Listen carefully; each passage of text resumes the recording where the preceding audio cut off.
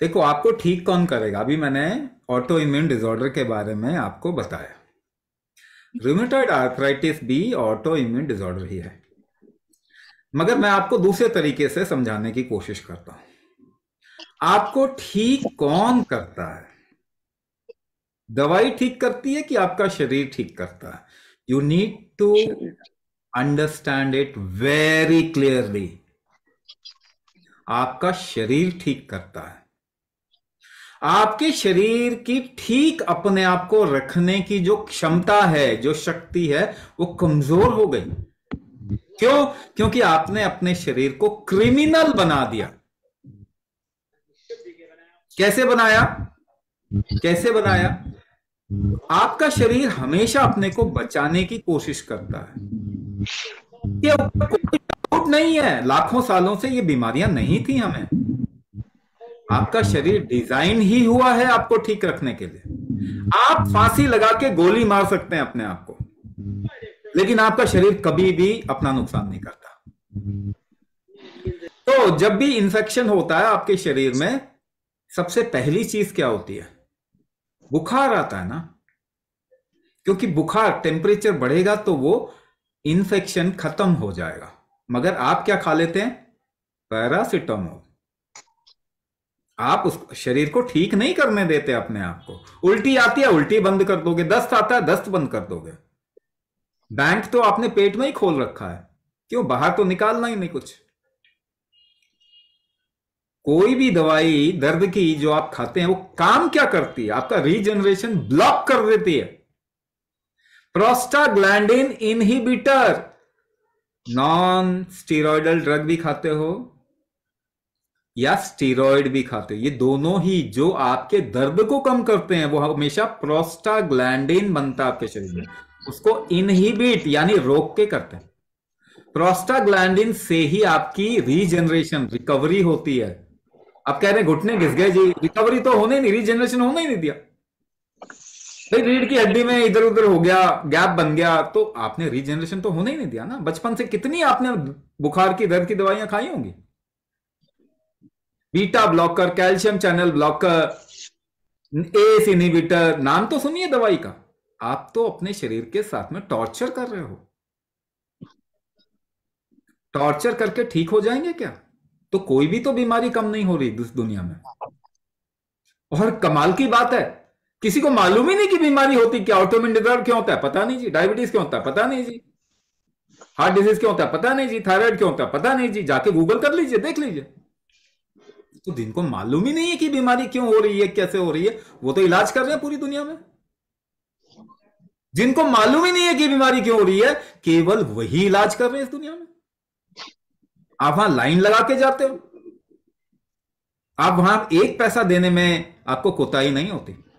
कैसा ही पैसा मांग ले हो, वो ये बोल के आपसे पैसा मांगते हैं कि नहीं जी ये ठीक नहीं होता। फिर भी आप पैसा देने को तैयार हो, वहीं जाके लाइन लगाते हो। जो आपके शरीर को क्रिमिनल बनाते हैं, टॉर्चर करते हैं, उनके पास आप जाते हो कि टॉर्चर करिए, आइए हमारे टॉर्चर करिए जरा। फिर कहते हैं नहीं जी बीमारी बढ़ गई। एक गोली से शुरू हुई, कितने गोली पे आ जाते हैं?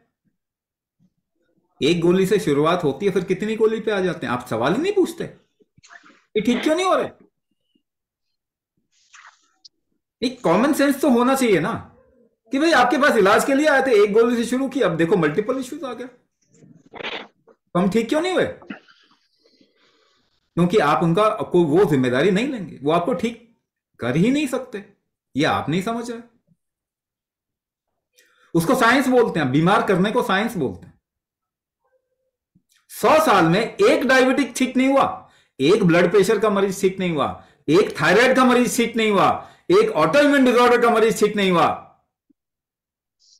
मगर कहते हैं देखो, तो एविडेंस बेस्ड मेडिसिन है, साइंस है जी ये तो। बीमार करने का नाम साइंस है? फिरंगियों के चक्कर में पड़े हुए हैं। गुलामी जो है सर चढ़ के बोल रही है, उतर नहीं रही है। मगर ये शरीर बेचारा परेशान हो रहा, इसको तो क्रिमिनल बना दिया। अभी क्या, 50 साल क्रिमिनल बनाओगे तो 5 महीने तो दीजिए। साल 2 साल तो दीजिए ना इसको वापस रिकवर करने में। धीरे धीरे दवाई छूटेगी आपकी जैसे ही, तो आपको पता चला आपका शरीर और जल्दी रिकवर करेगा, क्योंकि दवाई की वजह से रिकवर नहीं होते आप। तो पेट्रोल की गाड़ी में डीजल नहीं डालेंगे ना, पेट्रोल की गाड़ी में डीजल नहीं डालेंगे, केरोसिन नहीं डालेंगे, इतना तो कॉमन सेंस है। मगर इसमें केमिकल डालेंगे, यहां अपने शरीर को इस्तेमाल करते हुए वो कॉमन सेंस कहां जाता है? आपका शरीर तो डिजाइन नहीं हुआ था ना केमिकल मेडिसिन के लिए, नहीं तो ये दवाइयां आपके पेड़ों पे लटकी होती, तोड़ तोड़ के खाते रहते। इतना तो कॉमन सेंस होना ही चाहिए, मगर कॉमन सेंस भी खत्म हो चुका है हमारा। हम मेंटली इतने डिविएट हो चुके हैं। क्या ये एडवांस है? मुझे बता दीजिए, क्या ह्यूमन हेल्थ में एक कदम भी एडवांसमेंट आया है? मैं बताऊंगा 100 कदम पीछे गए हैं। 3 जनरेशन पीछे जाओ, देखो किसको डायबिटीज थायराइड था, परदादा जरा सोचें उनको क्या प्रॉब्लम थी, और आपको बोलते हैं जी जेनेटिक है ये तो आप तो मेरे ख्याल से एलियन हैं, दूसरे ग्रह से आए हैं। अपने दादा परदादा की तो संतानें आप नहीं हो सकते।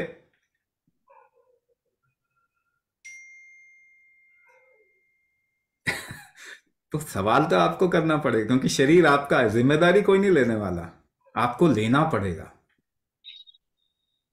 ये मानव धर्म है, सबसे पहला धर्म स्वधर्म क्या है? शरीर की जिम्मेदारी, इसको कमजोर ना होने दें, इसको मजबूत करें, ठीक है ना? स्टेंट वाले लोग अष्टांग चिकित्सा कर सकते हैं, मगर जिनको मल्टीपल इशू है वो अपना नंबर छोड़े ना, कोई आपसे बात करके डिटेल इंफॉर्मेशन आपसे ले लेंगे, फिर हम आपको सबसे बढ़िया प्रोग्राम सजेस्ट करेंगे, क्योंकि हमारे पास बहुत प्रोग्राम है। हम कैंसर का भी प्रोग्राम करते हैं, थायराइड का अलग से करते हैं, डायबिटीज का करते हैं, अस्थमा एलर्जी का एक अलग भी प्रोग्राम है।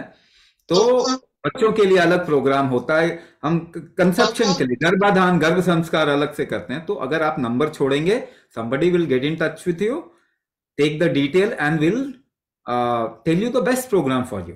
आपके लिए जो सबसे बढ़िया प्रोग्राम है ना वो हम बताएंगे। मगर स्टेंट वालों को कुंभक करना सबसे जरूरी है।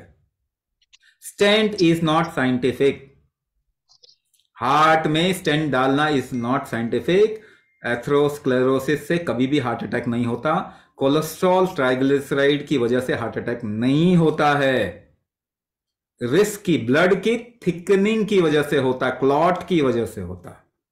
ये बातें समझना पड़ेगा, ये बातें तो मॉडर्न रिसर्च में भी आ गई हैं।